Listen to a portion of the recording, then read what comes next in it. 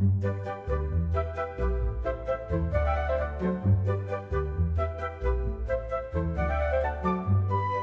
છો બાળમિત્રો?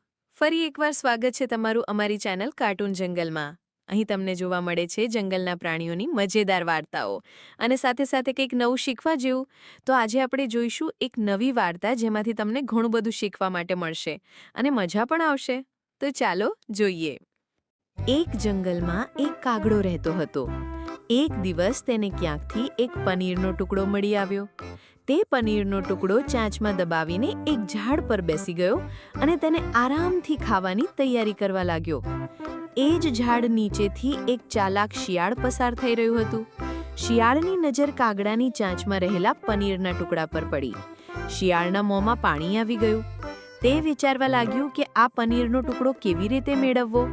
શિયાળને એક યુક્તિ સૂઝી. તે કાગડાની નજીક ગયું અને મીઠા અવાજે બોલ્યું, "અરે ઓ કાગડા ભાઈ, તમે કેટલા સુંદર છો! તમારા પીંછા કેટલા ચમકદાર છે અને તમારો અવાજ કેટલો મધુર હશે. મેં સાંભળ્યું છે કે તમે ખૂબ સુંદર ગાઓ છો. શું તમે મારા માટે એક ગીત નહીં ગાઓ?" કાગડાએ ક્યારેય પોતાની આટલી પ્રશંસા સાંભળી ન હતી. તે શિયાળની ખોટી પ્રશંસા સાંભળીને ખુશ થઈ ગયો. તે પોતાને મહાન ગાયક માનવા લાગ્યો. પોતાની પ્રશંસા સાંભળીને તે એટલો ખુશ થયો કે શિયાળની વાતમાં આવી ગયો. જેવો કાગડો ગાવા માટે મોઢું ખોલ્યું કે તરત જ તેની ચાંચમાંથી પનીરનો ટુકડો નીચે પડી ગયો. શિયાળ તો આ જ તકની રાહ જોઈ રહ્યું હતું. તેણે તરત જ પનીરનો ટુકડો ઉઠાવ્યો અને ત્યાંથી ભાગી ગયો. કાગડો પનીરનો ટુકડો ગુમાવીને પછતાવા લાગ્યો. તેને પોતાની ભૂલ સમજાઈ કે તેણે શિયાળની ખોટી પ્રશંસા પર વિશ્વાસ કરીને કેવો મૂર્ખામીભર્યો નિર્ણય લીધો. તો બાળમિત્રો, આ વાર્તા આપણને શીખવે છે કે ખોટી પ્રશંસા અને ખુશામતથી હંમેશા સાવધાન રહેવું જોઈએ. દુનિયામાં ઘણા એવા લોકો હોય છે જે પોતાના સ્વાર્થ માટે બીજાની ખોટી પ્રશંસા કરતા હોય છે. આવા લોકોથી બચીને રહેવું જોઈએ અને તેમની વાતોમાં આવવું જોઈએ નહીં.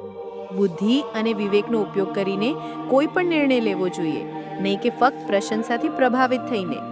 યાદ રાખો, જે વ્યક્તિ તમારી સાચી મિત્ર હશે તે ક્યારેય તમને ખોટી પ્રશંસા કરીને છેતરશે નહીં. તો જોયું ને બાળમિત્રો, ખોટા વખાણ સાંભળીને ફૂલાઈ જવાથી કાગડાના મોંમાંથી કેવી રીતે કોળીર ઝૂંટવાઈ ગયો. તો તમે પણ આ વાત હંમેશા યાદ રાખજો.